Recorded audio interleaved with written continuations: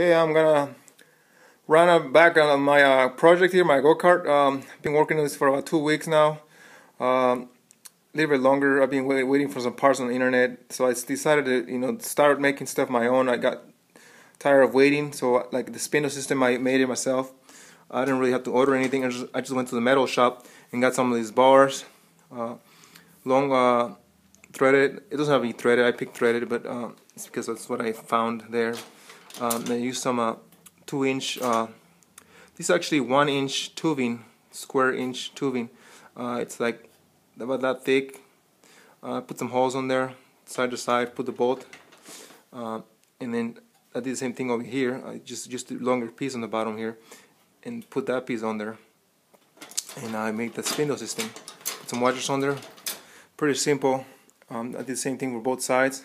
It's a very unusual spindle system. I never seen this on YouTube. And here it is. You guys can see it works really good.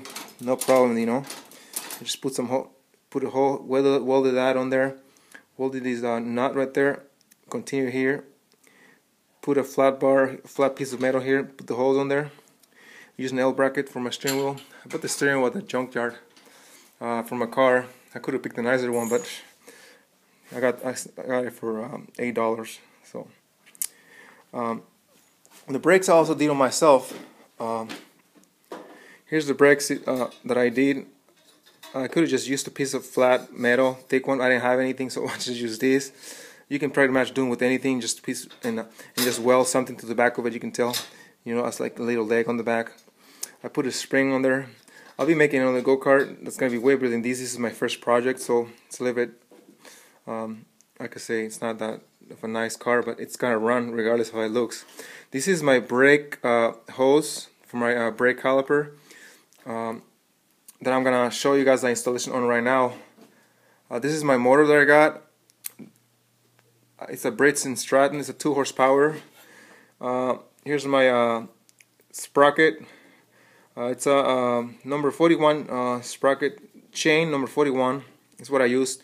My clutch is a number 41 chain too, so that means it requires a number 41 chain.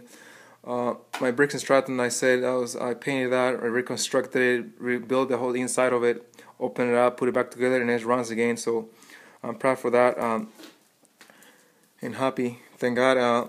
So my caliper here, I'm gonna do the installation on right now. I also got the brake pedal.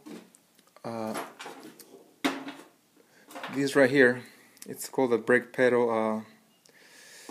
Can't think of the name right now. So I'm gonna show you guys how we're gonna do the installation of the brake. I installed the brake disc here.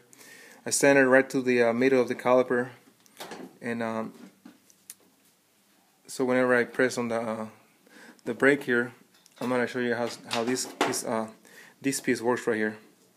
I call it a brake pedal cylinder. When you press on the brake, see, that's what it's gonna do. It's thing right there.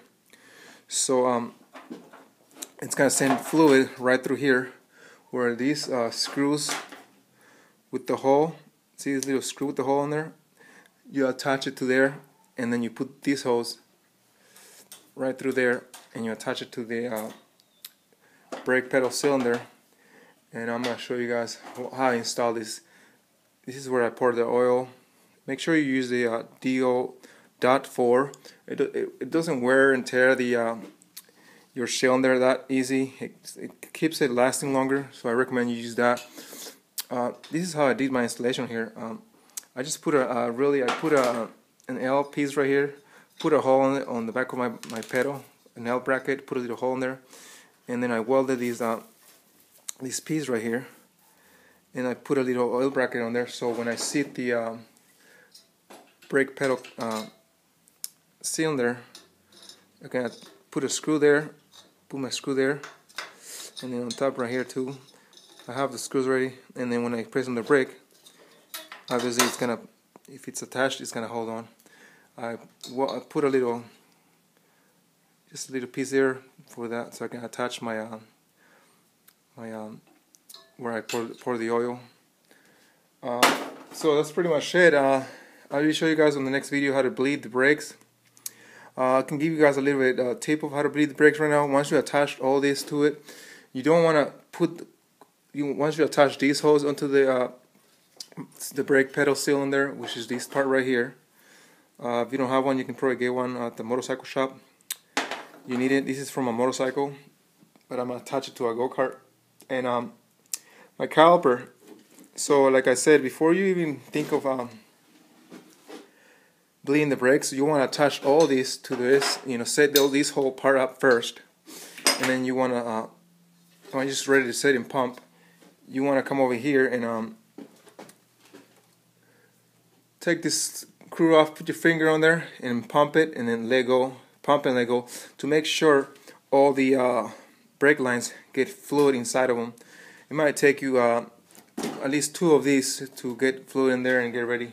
And then at the end, you just put this into the brake caliper, and then you start doing it again, and then you use the this is the bleeding nipple here, so you doing that part where you pump it and open it up, and then that will, eventually your brake caliper will start closing to desired position you want it. So okay, subscribe and like if you want to. That's pretty much where I'm at right now. I have videos of how to build the spindle system on Homemade Spindle System by Fernando Rodriguez, or just look up Homemade Spindle Systems Made Cheap, or cheap homemade spindle system for cheap, and you'll find that. And pedals, homemade pedals for cheap, that kind of stuff. Everything I do is really cheap. I just do homemade. Okay, and thanks very much. Hope you guys like the video and like my car so far. Okay, so see you guys soon.